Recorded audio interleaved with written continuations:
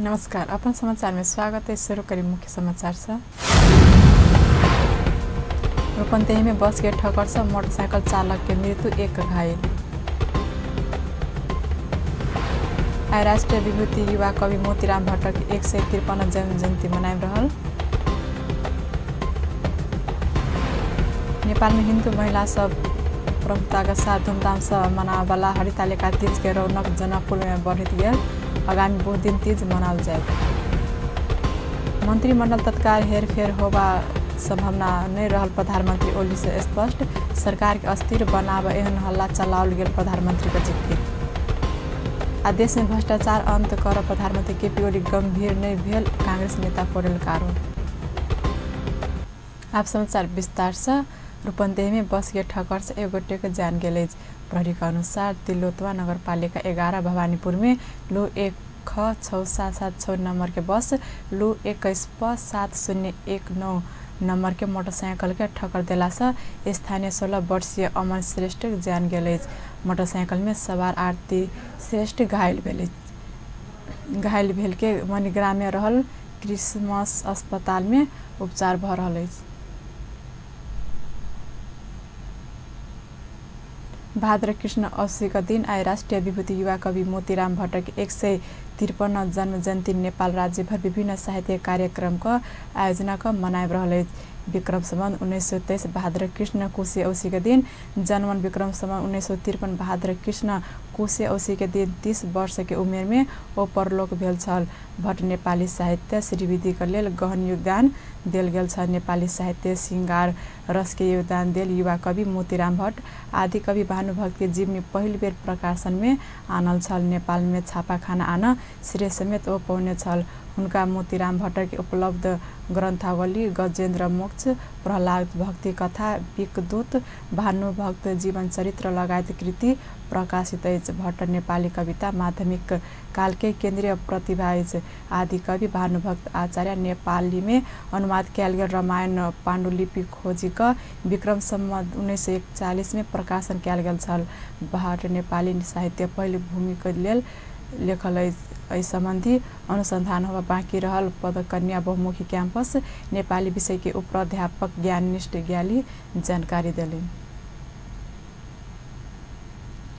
श्री 1000 बाबा गणिनाथ गोविंद पूजोत्सव मेला में सहभागी भेल विशिष्ट पाहुन सबके सम्मान कयल गेल। पूजा उत्सव अवसर में श्री गोविंद सेवा समिति जनकपुर धाम 23 बेला के आयोजना में जनकपुर धाम बेला में लागल मेला में सहभागी भेल भौतिक पूर्वाधार तथा विकास मंत्री जितेंद्र सोनल, प्रदेश सभा सदस्य परमेश्वर शाह, बाबूलाल शाह, कानून जनकपुर धाम उप प्रमुख रीता झा सहित सम्मान कयल गेल छल।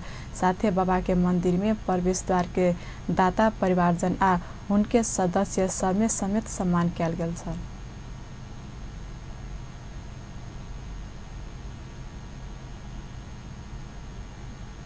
समाचार में व्यवसाय विश्राम के बाद। नेपाल में हिंदू महिला सब प्रमुखता के साथ धूमधाम से मनावे वाला हरितालिका तीज रौनक जनकपुर में समेत बढ़ल। आगामी 2 दिन तीज मनावल जाए।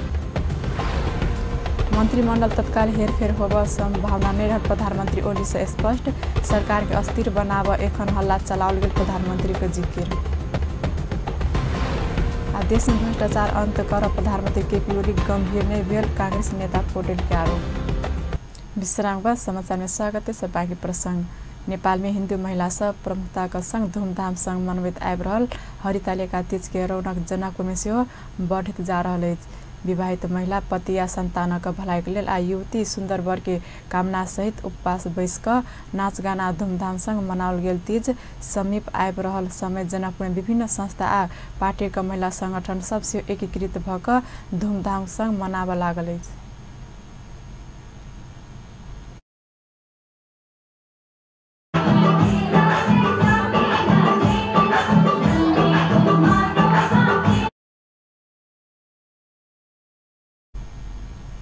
कालमीन ब्यूटी पार्लर जनकपुर धाम उप महानगरपालिका के उप प्रमुख रीता झा के प्रमुख अतिथि में महिला तीज महोत्सव कार्यक्रम आयोजना केलक अछि। भगवान शिव के पूजा आराधना होबे वाला तीज संबंधी गीत गाना नृत्य करैत महिला एवं युवती सब ओहि समारोह में शरीक भेल छल। उप प्रमुख झा से महिला सब संग गीत गाउने छलथि।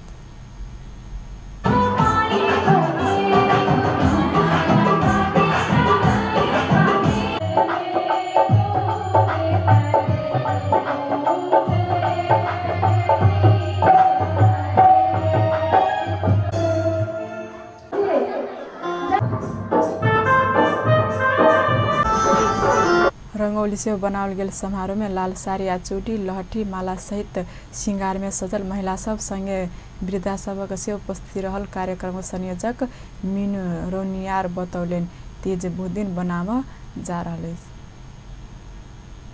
नेपाल में हिंदू महिला सब प्रमुखता के संग धूमधाम संग मनमित आबि रहल हरितालिका तीज के रौनक जनकपुर से बढ़त जा रहा है। कार्य नेपाली कांग्रेस भातृ संगठन नेपाल महिला संघ आयोजना में पार्टी आबद्ध महिला सब पार्टी कार्यालय में जमा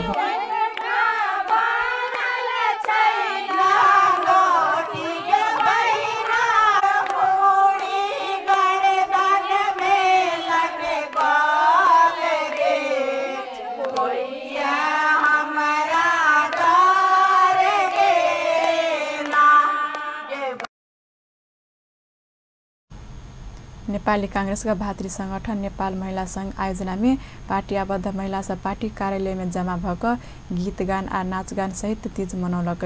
कार्यक्रम में जनकपुर धाम उपमहानगरपालिका के उपप्रमुख प्रत्याशी निर्मल कर्ण विजेता झा रिंकू शाह सहित उपस्थिति छल। समारोह में लाल साड़ी आ चूड़ी माला सहित श्रृंगार में सजल महिला सबके उपस्थिति छल। तेना कलवार सेवा समिति में बलभद्र योग साधना केंद्र से जीत के अवसर में धूमधाम केलक। तीज समारोह के अवसर में कलवार महिला मंच पूजा पाठ केनाई के संगे नाच गान से कैल गेल छल। कार्यक्रम में योग शिविर में सहभागी होबला योग शोध के आ साधिका सबक से सहभागिता छल। तीज बुधिन मनाव जा रहा। अभी जनकपुर धाम भानुचौक स्थित मोनास्टिक उच्च मामी के महिला शिक्षक आ कर्मचारी सब समेत नाच गान करत तीज के शुभकामना आदान प्रदान व्यक्त केलक। विद्यालय के हॉल में 3 आयोजना भेल तीज के शुभकामना आदान प्रदान कार्यक्रम में महिला कर्मचारी तथा शिक्षक सब तीज के विभिन्न गीत सब में नृत्य करत एक दोसर के शुभकामना आदान प्रदान केलक।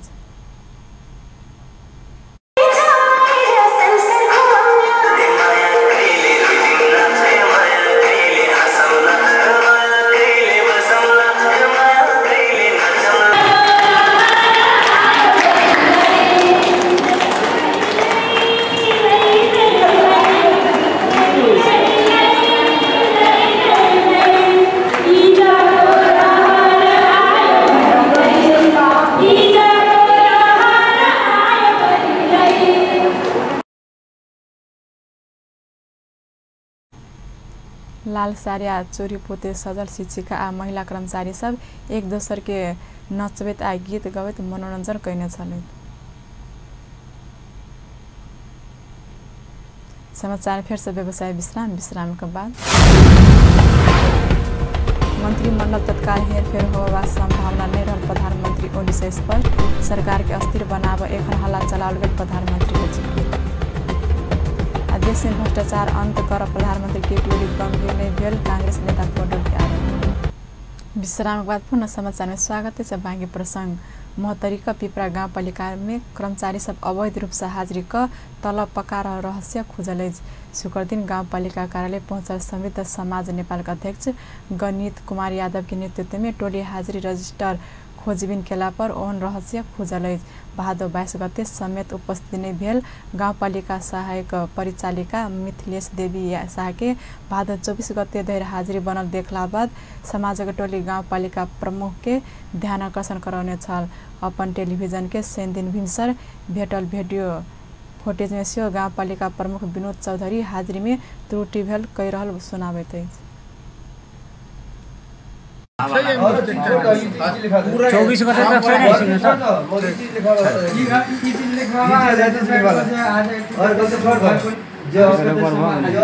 ये खींच लेने आप हम खींच लेने किरण देवी डेट क्लियर करू ना वो निवेदन का निवेदन कहिया डेट तोरा अपन दर्ता कहिया आई के ना है आई के क्या कहते 22 गते है।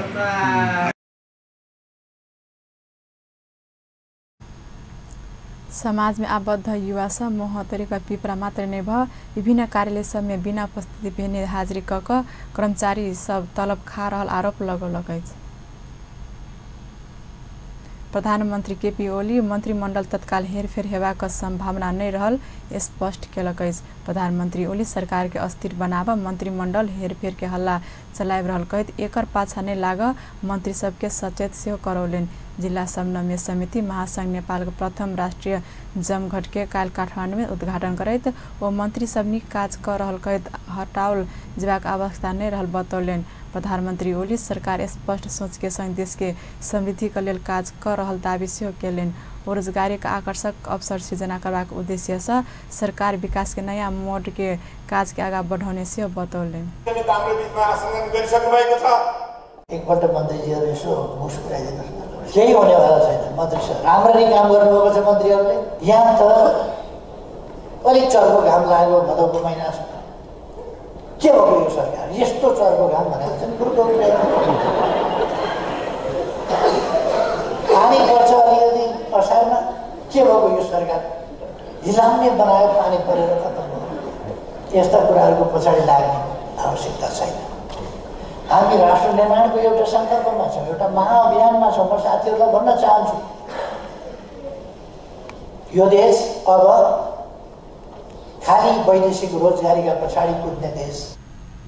प्रधानमन्त्री ओली चीनसँग परिवहन लेल प्रोटोकॉल समझौता कऽ नेपाल असाधारण उपलब्धि हासिल केने सेहो स्मरण करौलेन। वो अपना प्रधानमंत्री भेला बाद भारत संग संबंध में सेहो सुधार आयल कहैत आप जल्दी कोशी आ गण्डकी नदी पानी जहाज चलाव सर्वेक्षण का काम शुरू करबाक योजना सेहो आगा बढ़ौलेन। हिलाम्ने हुने पाइप भत्किया, पाइप पुराना, पाइप नमिलेका पाइप त्यो सबै फेरि चाल्दा हुन्छ। अनि त्यसलाई बनाउनुपर्छ, फेरि 2-3 महिना लाग्छ बनाउन। अनि त्यसमाथि बल्ल पुरेर पिच गर्दाखेरि तर पहिले धारे हात लाएर सरापिराखेका हुन्छन्। 6 महिना पछाडि पानी पनि खान पाइयो, ढल पनि ठिक छ, बाटा पनि पिच छन् भनेपछि 6 महिनापछि यिनका घाँटी पनि सुकिसक्छन्। गराउँदा गराउँदा बाटो पनि सकेपछि मुद्दा सिद्धिन्छ। त्यस कारण यस्तोमा कुनै हडबडाउनु पर्ने केही आवश्यकता छैन। हामी इमान्दारिताका साथ काम गर्छौँ, साँचो बोलेर काम गर्छौँ, सही कुरा गरेर काम गर्छौँ, छलछामका कुरा गर्छौँ। पानी ल्याउनै पर्यो, पानी ल्याउँदा थोत्रा पाइप राखेका ठाउँमा नयाँ यो पाइपहरूको अभ्यास नभएको नेपालमा पाइप गाड्न बाटा भत्काउनै पर्यो। बाटो भत्काएपछि धुलो नउडेर के हुन्छ। प्रधानमन्त्री ओली नयाँ मुलुकी ऐन कार्यान्वयनमा आयल कहैत वही की आवश्यकता अनुसार संशोधन करे लज्जाको प्रतिबद्धता सेहो व्यक्त केलेन। प्रमुख प्रतिपक्षी दल नेपाली कांग्रेसका वरिष्ठ नेता रामचन्द्र पौडेल देश में भ्रष्टाचार समाप्त कर प्रधानमन्त्री केपी ओली गंभीर नै रहल आरोप लगौलेन। वरिष्ठ नेता पौडेल 2टा वाइट बॉडी विमान खरीद में बड़का आर्थिक घोटाला भेल दावी करैत अनुसंधान के लेल उच्च स्तरीय न्यायिक आयोग तत्काल गठन कर सेहो सरकार से मांग केलेन। सुशासन में देश के लजेबाक सरकार गंभीर कदम नै उठौला पर देश अस्त व्यस्त हेबाक नेता पौडेल की चेतावनी है। काल काठमाडौँ में आयोजित कार्यक्रम में प्रधानमन्त्री ओली देश में भ्रष्टाचार समाप्त करबाक घोषणा केलो पर वही अनुसार काज नै कर सकल दावी सेहो केलेन। सारा विकास यो चाहिँ धेरै अस्तव्यस्त हुनेवाला छ। विकास धेरै अब अहिले चाहिँ यो त के हुन सक्छ भने यो त के मान्छेले एकथाले क्रिटिसिजम गर्न थालेका छन्, यो करप्सनको डिसेन्ट्रलाइजेसन हैन। अब त्यतापट्टि नजानको लागि देशलाई सम्हालेर लानको लागि यो सुशासनको दिशामा गम्भीर हुनुपर्छ। त्यसको लागि एउटा प्रयोग अहिले तत्कालै प्रधानमन्त्रीले गर्नुहोस् कि यहाँ यो कांग्रेस वरिष्ठ नेता पौडेल जिल्ला समन्वय समिति के कार्यकारी अधिकार देवजका संविधान संशोधन कर सरकार से मांग केलेन। वो जिल्ला समन्वय समिति के कार्यकारी अधिकार देला पश्चात संहिता मजबूत हेबा से वही अनुसार व्यवस्था कर सरकार संविधान संशोधन करबाक लेल विलम्ब नै करबाक सेहो स्पष्ट केलेन। कांग्रेस नेता पौडेल जिल्ला समन्वय समिति के कार्यकारी अधिकार देवा काज में ध्यान केन्द्रित कर नेकपा के सेहो आग्रह केलेन। नेपाल विद्युत प्राधिकरण बड़का आयोजना में लगानी कर सक्षम रहल दावी केलकै। प्राधिकरण प्रबंधक निर्देशक कुलमान घिसिङ प्राधिकरण 10 अरब के जल विद्युत आयोजना में लगानी कर सक्षम रहल बतौलेन। ओ एहि वर्ष मात्र प्राधिकरण 1.5 अरब नाफा आर्जन केने कहैत अगिला दिन में एहि नाफा बैठ कर जेबाक सेहो स्पष्ट केलेन। नेपाल विद्युत प्राधिकरण पूर्व कर्मचारी समाजक तेसर वार्षिक साधारण सभा के काल काठमांडू में संबोधन करते प्रबंध निर्देशक घिसिङ प्राधिकरण संचालन के आयोजना का काज में विलम्ब भेनाई के कारण के खोजी क आगा बढ़वाक सियो योजना बतौलेन।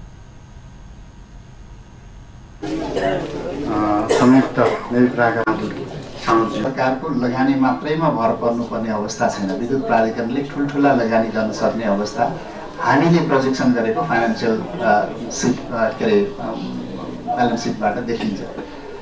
यो जति पनि आइपिबीबाट अहिले अब प्रोजेक्टहरू बन्दैछन्, हाम्रा पनि प्रोजेक्टहरू बन्दैछन्।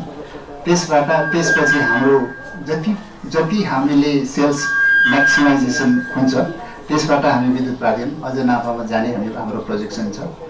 10 अरब नाफा जानलाई हामीलाई कुनै अप्ठ्यारो स्थिति छैन, तर हामीले यसमा धेरै काम गर्नु छ।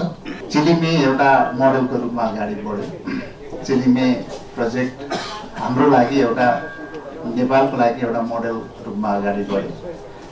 हाम्रो प्रबन्ध निर्देशक घिसिङ गुणस्तरीय सेवा देवा काज के प्राधिकरण उच्च प्राथमिकता देने सेवा बतौले नै। अंत में मुख्य समाचार पुनः एक बेर।